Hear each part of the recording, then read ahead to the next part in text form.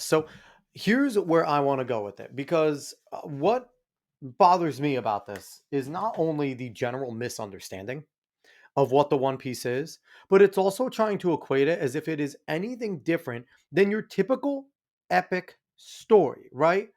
Your Beowulf, your Odyssey, your these different individuals that go on grand quests, learn about themselves, come of age, have a goal to achieve, and then you find out the different trials and tribulations along the way, right? One Piece is no different in terms of how it is done. Oda has done a really good job for almost 30 years now, bringing this to life. More than 30, maybe actually, bringing this to life and now bringing so many people into it. But to try and say that this anime is a cause of anything violent is such a scapegoat. Because if you're going to make this leap, right, then you also need to say that anyone that's a big Lord of the Rings fan and commits a violent act or goes to be a part of a protest. Oh, Lord of the Rings is also evil because, it's promoting violence through its wars and wizardry and everything.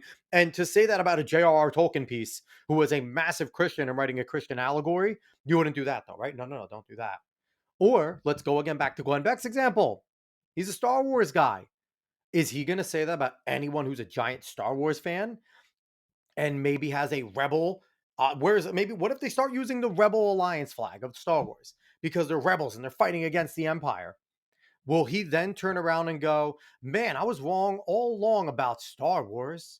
It's so violent. And why wouldn't they use Luke and the rebels and the Jedi coming back? Because, they're knights and they're religious zealots." These are all things that, you can always conflate. You can always find that, but it is just reaching here. And it's a lack of understanding of a medium that he does not care to understand. So